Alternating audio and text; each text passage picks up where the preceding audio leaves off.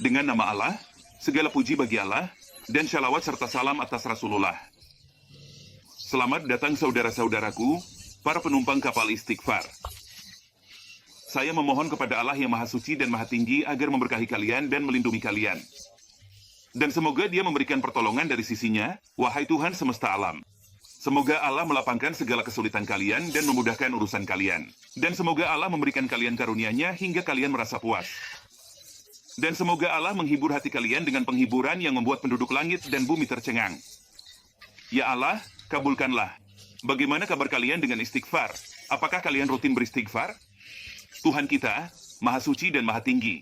Seperti yang biasa kita lakukan dalam ibadah kepadanya, kita mengucapkan, Astagfirullahaladzim la ilaha illahu al-hayyul qayyum wa atubu ilaih 1000 kali.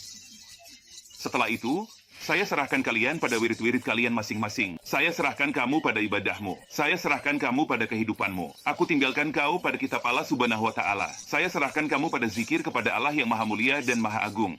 Dan aku memohon kepada Allah, Maha Suci dan Maha Tinggi, agar memberkahi kalian dan memberikan kalian karunia-Nya. Wahai Tuhan semesta alam. Hari ini, insya Allah Ta'ala, kita akan melanjutkan episode kedua kita tentang keutamaan, rahasia, mukjizat, berkah, dan harta karun dari ayat kursi. Ayat yang agung ini memiliki mukjizat, karomah, dan berkah yang hanya Allah Ta'ala yang mengetahuinya. Kita sudah membahas pada pertemuan sebelumnya sekitar 13 rahasia, mukjizat, dan harta karun dari ayat kursi. Dan hari ini kita akan melanjutkan, insya Allah Ta'ala. Nomor 14 bersama kita, dengan izin Allah Ta'ala. Bahwa ayat kursi adalah ayat paling mulia dalam kitab Allah Ta'ala. Dan aku ingin ketika kamu mendengar penjelasan ini, kamu benar-benar merenungkan dan memahami maknanya.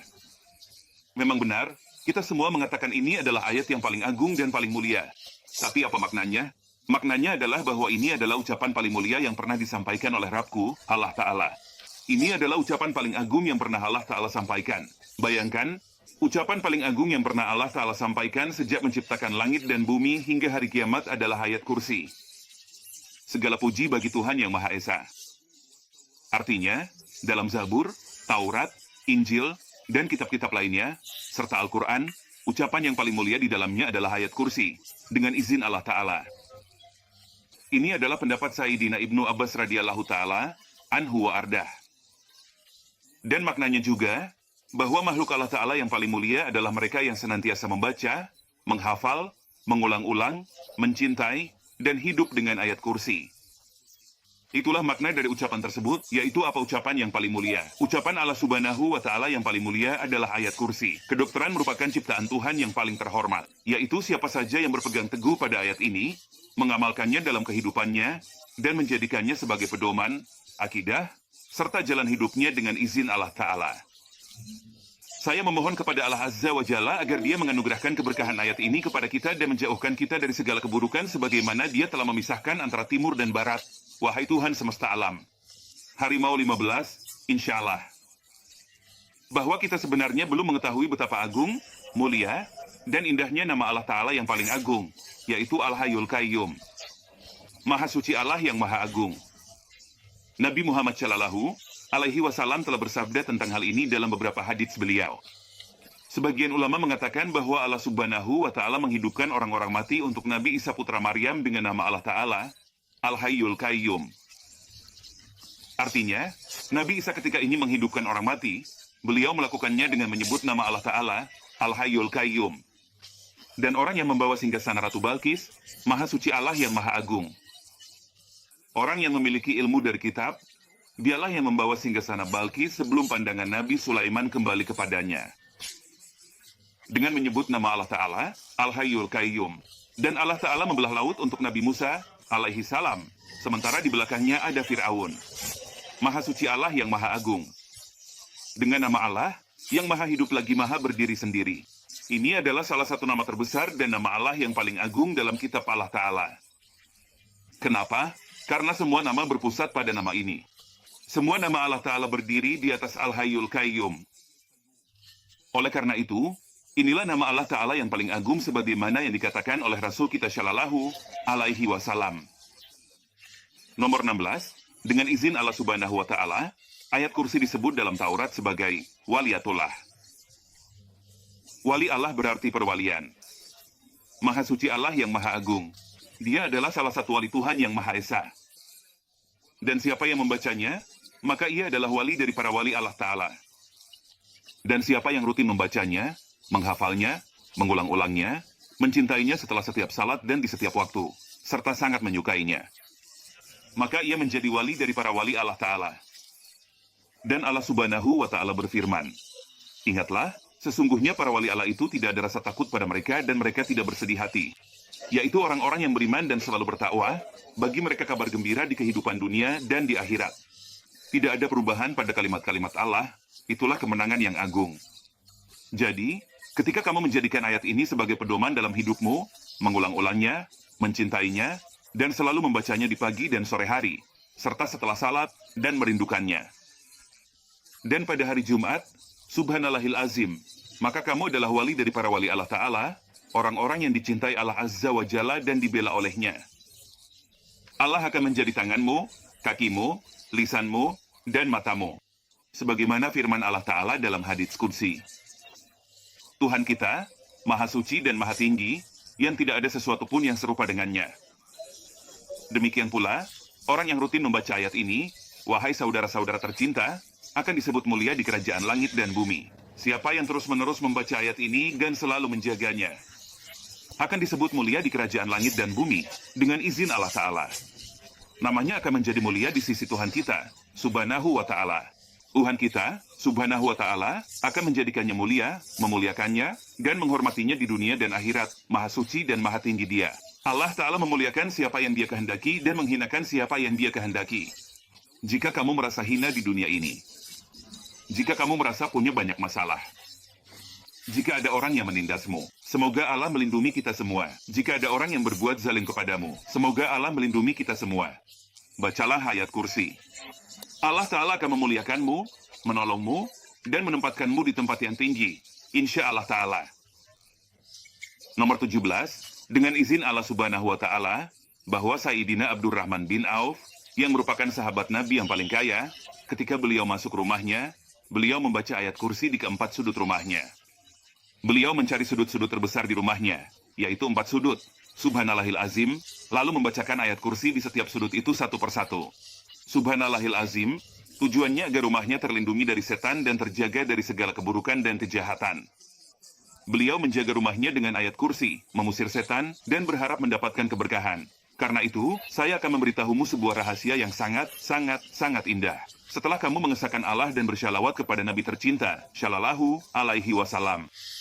Beberapa ulama arif mengatakan bahwa rahasia kekayaan dan keberkahan harta pada Sayyidina Abdurrahman bin Auf, yang merupakan sahabat Nabi yang paling kaya, adalah karena beliau selalu membaca ayat kursi dan mengulanginya di sudut-sudut rumahnya setiap kali masuk ke dalamnya, dengan izin Allah Tabaraka wa Ta'ala. Karena itu Allah melindunginya, menjaga dirinya, dan menjadikannya termasuk orang-orang yang diberkahi di sisi Allah Tabaraka wa Ta'ala, karena ayat kursi adalah ayat keberkahan. Sehingga ia menjadi sahabat Nabi Shallallahu alaihi wasallam yang paling kaya. Nomor 18. Barang siapa membaca ayat kursi setiap selesai sholat, maka yang akan mencabut nyawanya adalah Zat yang Maha Agung dan Maha Mulia. Dan ia seperti orang yang berperang bersama para Nabi Allah Tabaraka wa Ta'ala hingga gugur sebagai syahid. Hadis ini, meskipun terdapat kelemahan di dalamnya, diriwayatkan oleh Ibnu Sunni. Namun hadis ini menunjukkan kepada kita betapa agungnya ayat ini. Karena siapa yang mengulang-ulang ayat ini, mencintai ayat ini, dan terus-menerus membacanya, maka Allah Tabaraka wa Ta'ala sendiri, Zat yang Maha Agung dan Maha Mulia, yang akan mencabut nyawa orang tersebut, dan ia seperti orang yang berperang bersama para Nabi Allah Tabaraka wa Ta'ala hingga gugur sebagai syahid. Artinya, ia mendapatkan pahala syahid, dan bukan hanya satu syahid. Seolah-olah ia telah berperang bersama seluruh Nabi Allah Tabaraka wa Ta'ala hingga gugur sebagai syahid dengan izin Allah Tabaraka wa Ta'ala. Demikian pula, saudara-saudara yang saya cintai, poin ke-19, Nabi Shallallahu alaihi wasallam, apabila beliau sholat, beliau bersabda, Allah, tidak ada Tuhan selain Dia, yang Maha Hidup, yang Maha Berdiri. Kemudian beliau Shallallahu alaihi wasallam terdiam, lalu bersabda, Alif Lam Mim, Allah, tidak ada Tuhan selain Dia, yang Maha Hidup, yang Maha Berdiri. Sesungguhnya di dalam keduanya terdapat nama Allah yang agung. Hadis ini diriwayatkan oleh Abu Dawud dan At-Tirmidzi. Hadis ini syahih, insya Allah Tabaraka wa Ta'ala. Nabi Shallallahu alaihi wasallam memberitahu kita bahwa ayat kursi, Allah, tidak ada Tuhan selain Dia, yang maha hidup, yang maha berdiri. Dan ayat-ayat pertama dari surat Ali Imran, yaitu Alif Lam Mim. Allah, tidak ada Tuhan selain Dia, yang maha hidup, yang maha berdiri. Di dalam keduanya terdapat nama Allah Tabaraka wa Ta'ala yang agung. Dan tentu saja, yang ada di sini juga ada di sana. Maha suci Allah, yang maha kuasa. Nama Allah adalah tiada Tuhan selain Dia, yang maha hidup lagi maha kekal. Oleh karena itu, para ulama mengatakan bahwa nama Allah Tabaraka wa Ta'ala yang agung terdapat pada Al-Hayyul Qayyum, dengan izin Allah Tabaraka wa Ta'ala. Sebagian ulama mengatakan bahwa itu terdapat pada lafaz jalalah, yaitu Allah. Dan sebagian ulama lagi mengatakan bahwa itu terdapat pada La ilaha illallah, yaitu kalimat tauhid. Tapi ada hadits lain dari Nabi Shallallahu alaihi wasallam.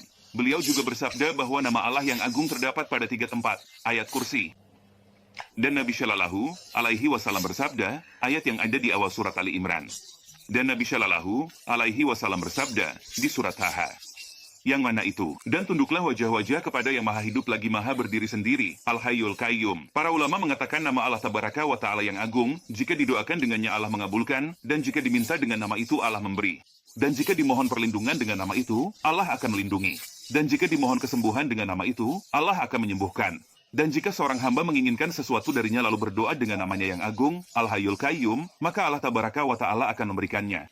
Nomor 20 bersama kita, dengan izin Tuhan kita Subhanahu wa Ta'ala. Barang siapa membaca ayat kursi setiap habis sholat fardu, maka tidak ada yang menghalanginya masuk surga kecuali kematian. Orang yang membaca ayat kursi setelah setiap sholat.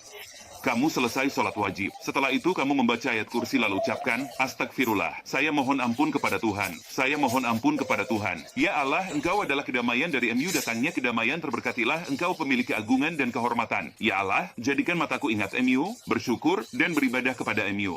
Lalu kamu membaca ayat kursi. Setelah itu, bertasbihlah kepada Allah, pujilah Allah, agungkanlah Allah, dan sempurnakan 100 kali dengan mengucapkan, La ilaha illallah wahdahu la syarikalah. Atau Anda menyebutnya suatu negara. Kemudian kamu membaca ayat kursi lagi. Subhanallahil azim, tidak ada yang menghalangimu masuk surga kecuali kematian. Jadi, yang diminta dari kita dalam sehari paling sedikit 7 kali. 1 kali dalam zikir pagi, dan 1 kali dalam zikir sore. Dan 1 kali lagi setelah setiap salat, dengan izin Allah Subhanahu wa Ta'ala. Itu semuanya 7 kali. Dan semakin sering kamu melakukannya, maka Allah Tabaraka wa Ta'ala akan memberikan lebih banyak lagi. Baiklah, Nabi Shallallahu alaihi wasallam bersabda di sini, bahwa ayat kursi, siapa yang membacanya setelah setiap salat, tidak ada yang menghalanginya masuk surga kecuali kematian. Hadis ini terdapat dalam Sahih An-Nasai dan Ibnu Majah, dan diriwayatkan juga oleh Ibnu Majah.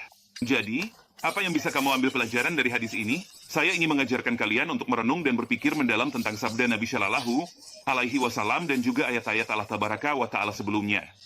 Kamu bisa mengambil pelajaran dan menyimpulkan dari hadis ini bahwa siapa yang membaca ayat kursi setelah setiap salat, tidak ada yang menghalanginya masuk surga kecuali kematian. Artinya, surga sudah pasti untuknya. Itu yang pertama. Hal kedua, Subhanallahil azim, dia akan masuk surga tanpa hisab. Ya Allah, jadikanlah kami termasuk mereka, ya Tuhan semesta alam. Tidak ada yang menghalanginya masuk surga kecuali kematian. Artinya, tidak ada jeda antara dia meninggal dan masuk surga, kecuali hanya kematian itu sendiri. Segala puji bagi Tuhan yang Maha Esa. Artinya, selama dia masih hidup, yang menghalanginya masuk surga hanyalah karena dia masih hidup di dunia. Begitu dia meninggal, tidak ada lagi yang menghalanginya masuk surga. Tidak ada hisab, tidak ada azab, dan tidak ada pertanyaan. Segala puji bagi Tuhan yang Maha Esa. Dia akan langsung masuk surga. Surga wajib baginya, berdasarkan teks hadits Rasulullah Shallallahu alaihi wasallam. Dan dia akan masuk surga tanpa hisab. Itulah makna dari perkataan Nabi Shallallahu alaihi wasallam. Hal terakhir yang akan kita bahas hari ini, insya Allah Tabaraka wa Ta'ala, supaya saya tidak terlalu lama, nomor 21, insya Allah Tabaraka wa Ta'ala. Bahwa ayat kursi diturunkan pada malam hari karena keagungan, keindahan, dan kemuliaannya di sisi Allah Tabaraka wa Ta'ala. Itulah sebabnya Allah Subhanahu wa Ta'ala berfirman bahwa ibadah malam itu lebih kuat pengaruhnya dan lebih tepat ucapannya. Jadi, ayat kursi diturunkan pada malam hari sebagaimana dikatakan oleh sebagian orang saleh dan para ulama yang mengenal Allah Tabaraka wa Ta'ala. Namun, tidak ada dalil yang sahih tentang hal itu, baik dari kitab Allah maupun dari sunnah Nabi Shallallahu alaihi wasallam. Tetapi menurut sebagian pendapat, ayat ini memang turun di malam hari, maka bacalah dan amalkanlah secara rutin. Niscaya Allah Tabaraka wa Ta'ala akan memuliakanmu, memberikan kepadamu, dan menganugerahkan kepadamu. Dan ingatlah Allah Tabaraka wa Ta'ala, agungkanlah, muliakanlah, dan hormatilah Dia Subhanahu wa Ta'ala dengan firman-Nya yang paling mulia. Karena seluruh ayat ini adalah pujian kepada Allah Tabaraka wa Ta'ala. Tidak ada bagian darinya untukmu. Seluruh ayat ini adalah pujian kepada Tuhan kita Subhanahu wa Ta'ala. Oleh karena itu, ayat ini adalah ayat yang paling agung dalam kitab Allah Tabaraka wa Ta'ala. Dan inilah firman Allah Tabaraka wa Ta'ala yang paling mulia. Semoga kalian selalu dalam kebaikan dan dibalas dengan kebaikan. Wassalamualaikum warahmatullahi